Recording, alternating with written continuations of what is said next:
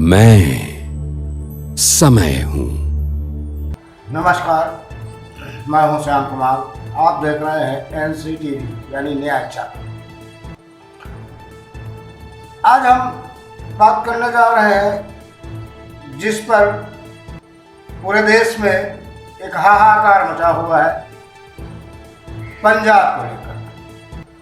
पंजाब को लेकर सभी दलों में जहां खुशमुजाहट है, वहीं दूसरी ओर यहाँ का गोदी मीडिया किस तरह घटनाओं को अंजाम देता है और किस तरह भाषाओं को बदलकर एक नए मामले की तरफ मोड़ने की कोशिश करता है। इस संदर्भ में हम बात करना चाह रहे हैं। तो यदि हमारे आप चैनल को देख रहे हैं तो कृपया करके लाइक कर दें और सब्सक्राइब कर दें, जिससे आपको पूरी जानकारी मिल सके। और कोशिश करिएगा कि ये वीडियो आप पूरी देखिएगा, जिससे आपको पूरी बात समझ में आ जाएगी। हम आपको बता दें कि अभी हाल में पंजाब प्रदेश में एक अनुसूचित जाति के व्यक्ति को कांग्रेस ने मुख्यमंत्री बना दिया। उस मुख्यमंत्री बनने के बाद हमारे देश का जो गोदी मीडिया है वो किस तरह घुमाता और फिराता घूमता है। यानी वो गोदी मीडिया हम इसलिए कह सकते हैं क्योंकि वो सत्ता की गोदी में खेल कर बात करता है और उनकी ही कही कही बातों को समाज के सामने प्रस्तुत करता है। उसका अपना कुछ नहीं है, उसको मेहनत नहीं करनी है, उसको उस देश के एकता में और राष्ट्रभक्ति में और समाज का जो प्रहरी बना हुआ है मीडिया, वो समाज का प्रहरी नहीं बनना चाहता। वो समाज को दिग्भ्रमित करना चाहता है। इसीलिए सत्ता की गोदी में खेलकर सिर्फ उनके ही अंदाजों को पेश करने का मन बनाता रहता है और इसी को लेकर वो अखबारबाजी में सिर्फ लिखना पढ़ना जानता है, उसका अपना कोई विश्लेषण नहीं होता। आपको बता दें कि कांग्रेस ने एक और अनुसूचित जातियों को साधने के लिए काफ़ी अर्से के बाद पंजाब प्रदेश में एक अनुसूचित जाति के व्यक्ति को मंत्री बना दिया, यानी मुख्यमंत्री बना दिया। तो इसमें आखिर चिल्ल पे क्यों हो रही है? मेरी समझ में तो ये बात तो नहीं आ रही।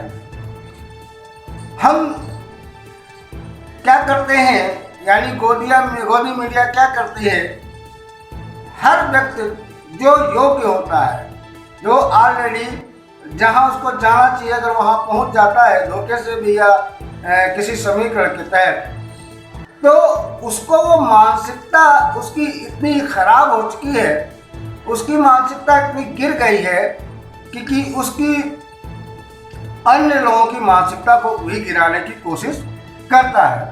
आपको बता दें, कांग्रेस ने चरणजीत सिंह चन्नी को मुख्यमंत्री बनाकर एक नए घटनाक्रम को अंजाम दिया। तो क्या हुआ, सारे मुद्दे तो खत्म हो गए, लेकिन उन्होंने एक ऐसे व्यक्ति को प्रोजेक्ट कर दिया जो अन्य जिलों के गले की फांस बनता नजर आ रहा है। आपको बता दें, पंजाब में एक लगभग 32% अनुसूचित जाति के व्यक्ति रहते हैं और दूसरी ओर पंजाब में अभी हाल के दिनों में अकाली दल ने बसपा से समझौता भी कर दिया। तो दलित प्रेम दिखाने के एवज में ये सब घटनाक्रम चल रहे हैं। तो वहीं आम आदमी पार्टी ने अनुसूचित जाति को ध्यान में रखते हुए हरपाल चीमा को नेता विपक्ष बना दिया। अकाली दल बसपा ने उप मुख्यमंत्री बनाने का दावा किया था।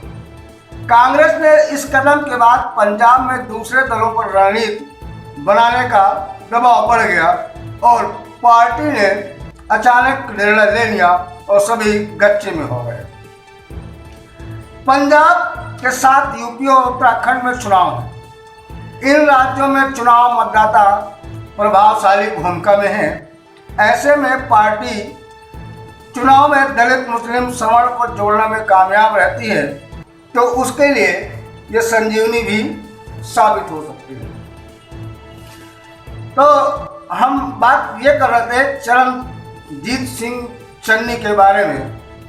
लोग उनको दलित कहकर प्रोजेक्ट कर रहे हैं। दलित क्या है? दलित शब्द तो मुगलों का दिया हुआ एक शब्द है जो बेहद मानसिक निष्ठा को दर्शाता है। चरण सिंह के बारे में लोगों को यह जानकारी नहीं है कि वो डोनेशन से नहीं आए हैं, वो अपनी काबिलियत के बल पर आए हैं, वो विशेष जात को लेकर भी वो नहीं आए हैं कि राजनीति के शिखर पर यहाँ तक पहुँच गए हों। चन्नी के अगर चरित्र पर नजर डालें और गोडी की मानसिकता को देखें और उसके बाद हम उसका विश्लेषण करते हैं तो देखते हैं कि चरणजीत सिंह चन्नी जी का नाम आज बखूबी सुर्खियों में है।